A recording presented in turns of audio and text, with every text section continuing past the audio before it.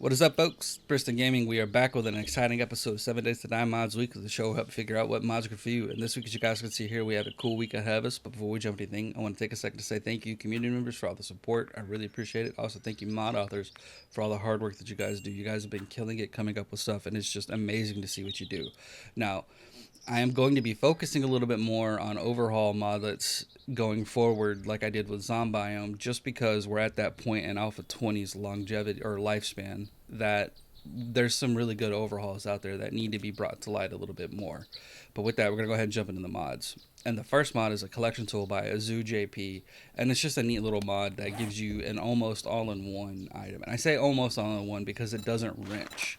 That's the biggest thing, is like if it did wrenching as well, this would truly be an all-in-one tool. But it is still a really nice tool to have. And you have a low, medium, and high rank. The low is a iron fire axe, an iron pickaxe, and a stone shovel. The medium is a steel axe, steel pickaxe, and iron shovel. And then the high rank is a chainsaw, an auger, and a steel shovel. And it does everything except wrench. It digs, it breaks blocks really well. It digs and mines, chops wood, repairs. It basically does everything except wrench a car. As you see, we're not getting anything about iron from this truck. And that's the only complaint I have with it. The fact that I can dig with it, the fact that I can repair, the fact that I can chop wood. Back up, lady. And I can still bonk a lady in the head when she's getting a little froggy. That's still really nice. It really is an all-in-one tool that lets you do a whole heck of a lot. Like you see, we took that guy out in one hit. Like, that's some good melee damage. But it also does repair, does good block damage. The stamina cost is very low. The attacks per minute is high. Like, all in all, these are fantastic weapons, or fantastic items in general. I love that. Some people might say, oh, that entity damage is really high. It's not fair or whatever. Like, bull crap. Like, if you look, this is the medium one, which again requires the steel axe and stuff like that. That's kind of in line with how those do damage anyway. And then the high rank is, again, just like, you know, the entity damage on those is a little high. So to me, it makes sense that they would be like that. But if it could wrench too, that would be chef's kiss. There was that server I played, the Deadfall server I played on a while back, that I thought was just fantastic because there was a tool just like this that was an all-in-one wrenching and everything. So Azu, if you watch this, man, if you could add in the wrenching function, this would be a mod that I include in every single playthrough I do, just because it's an all-in-one and I absolutely love it. And the fact that you actually have to have these items to craft it makes it even better, because then I don't have to hold them in my inventory all the time. I can just set them in a base somewhere and then, oh, no, now I can craft it. There we go. And it's a server side mod too, because it just uses the stone axe, which I love server side mods. But with that, we're going to go ahead and move over to the next mod.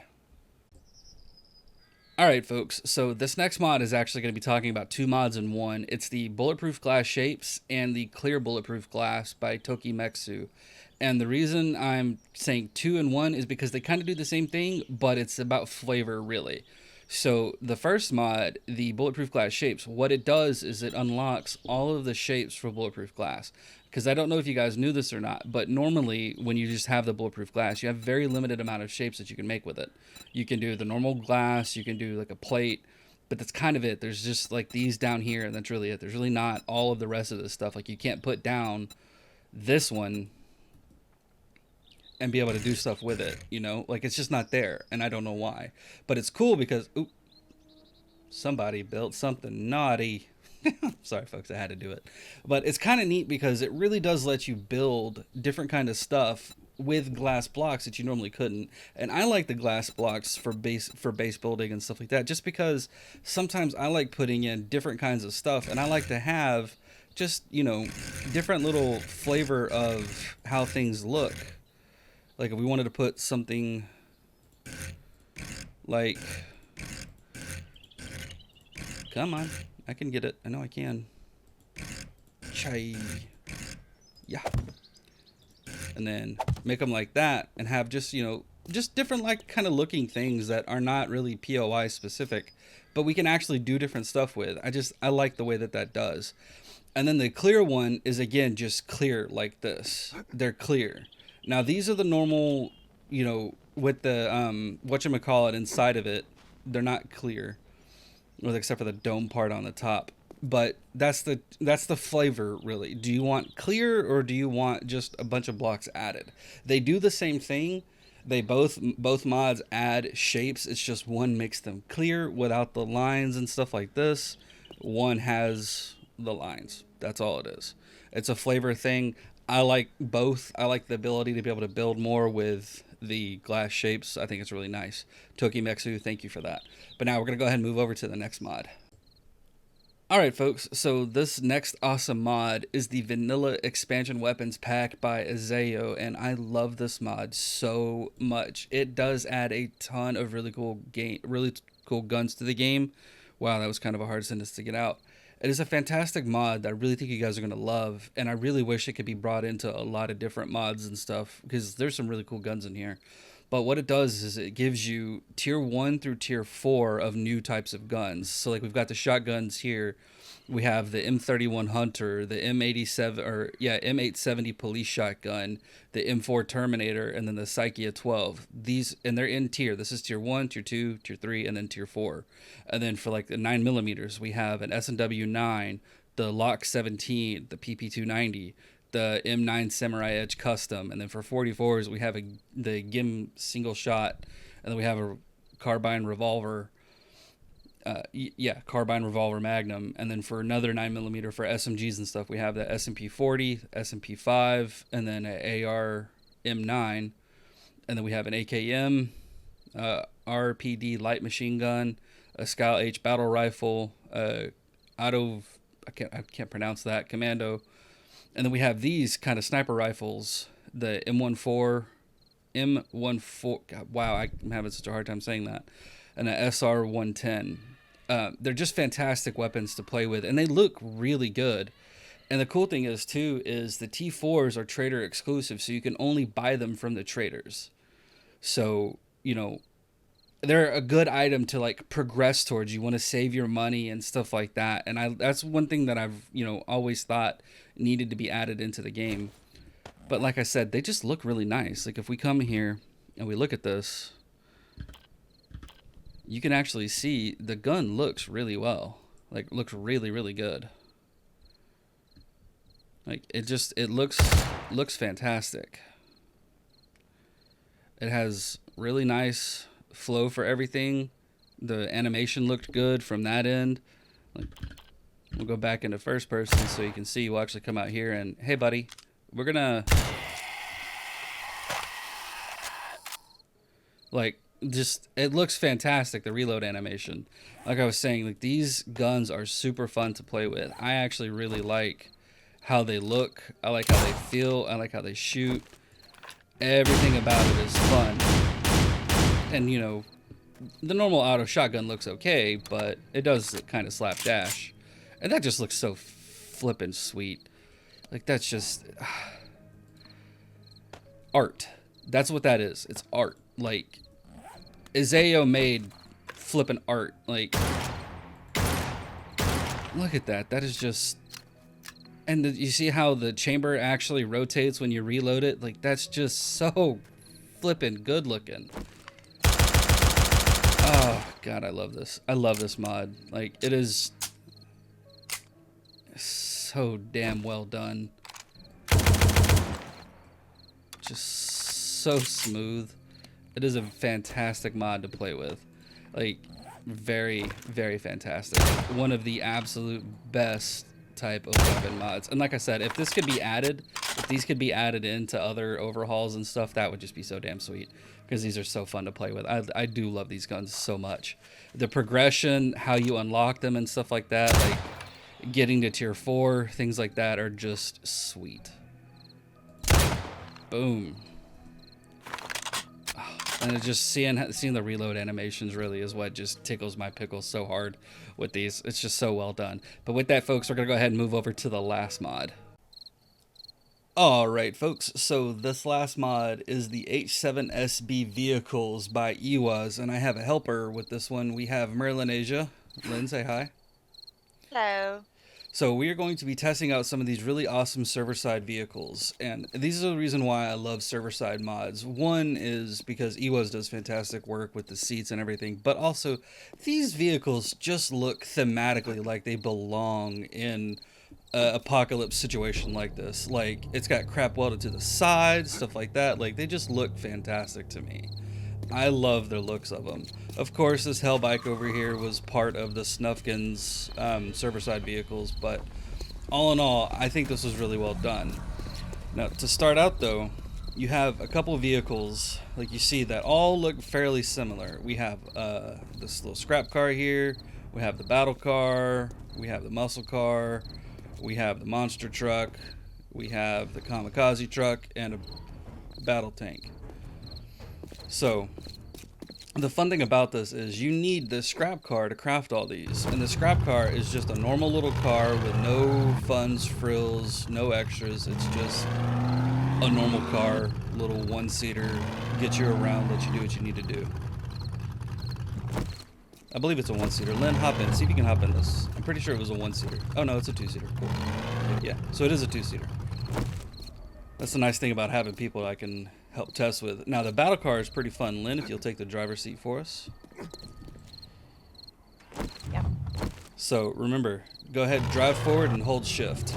So, the battle car is really fun. When she drives forward, holding shift, I can actually stay in the vehicle. And if she'll drive right over here to these lovely ladies, these are our little cheer squad. But look what we can do from the back of the vehicle. We can actually shoot and do stuff.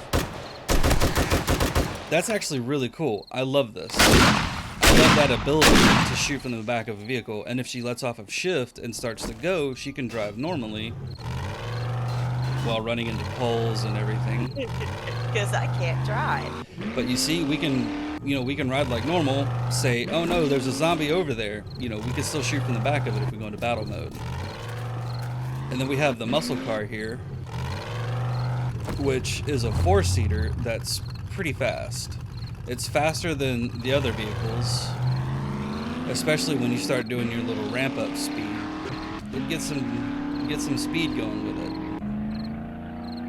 it. Sounds just like the normal 4x4, but man, it can move a lot faster. And then we have the monster truck. The monster truck, out of all of these, is my second favorite, just because it has increased damage to blocks, so you can run over stuff. So yeah, we just shredded those signs, and if we were going a little bit faster, we probably could have taken down that pole. But not only that, but like rocks and cars and things like that. Like, we're gonna slam into this car here. Boom. Of course, we took a little bit of damage. But you see how much damage was done to the monster truck? Not a lot. That's why this is a super fantastic mod. It gives a lot of flexibility on being able to do stuff like that. And then these last two vehicles here, the kamikaze truck and the tank truck, as it's called, have functions that are not available in Alpha 20 that hopefully will be available in Alpha 21. So this one is supposed to allow you to drive into like a group of zombies and then blow up, which that'll be kind of interesting to test out, I think. And then the tank truck, which hopefully in Alpha 21, the turret on the top of it will be able to shoot. Now, yes, there are mods that let you do that with other vehicles, but you can't do them server side, at least right now. So it might be a function that they add in Alpha 21 to, all vehicles, but if EWAS can manage to work that into the mod, that would be just super cool. And then the Hell bike, like I said, is from Snufkin's, but it's added a little bit of extra flames, makes it look a little bit better. But it's just super fast. Oop. And then we have the cart here, this little scrap cart. It's like a upgraded mini bike. It's one person, a little bit faster. I love the way that it looks. I love how it tilts when you turn different directions. It just looks so damn cool to me. And also, again, it fits the theme of what would be a zombie apocalypse, at least in my head. And then we have the quad here. So the quad is actually, if I can, here we go. Again, a little one-person vehicle, but it works really well for going off-road and stuff like that. And we don't have a lot of off-road we can test except for right here. It had no problems handling that. It's a fun vehicle to drive around with by yourself. And again, once again, looks just super. Don't be bouncing around like that. It just fits the theme. And then we have these last few vehicles over here. We have these service trucks, which, other than acting like normal trucks, have a lot of storage. It's really kind of about it to them. But the army trucks, Lynn, if you'll do us the favor of jumping in the driver's seat. This thing can hold up to 6 people. And if we stay in here for a few seconds, if you just kind of drive around for a second, Lynn. We stay in here for a few seconds. Once we get out, we should have a slight bonus to our run speed. Not a whole hell of a lot, but it's still kind of neat. And then the buses can hold up to 9 people. And we'll let Lynn get in the driver's seat. And they have a neat little function too. So just like with the battle car, if Lynn holds shift while she drives forward, we can actually walk around inside the bus.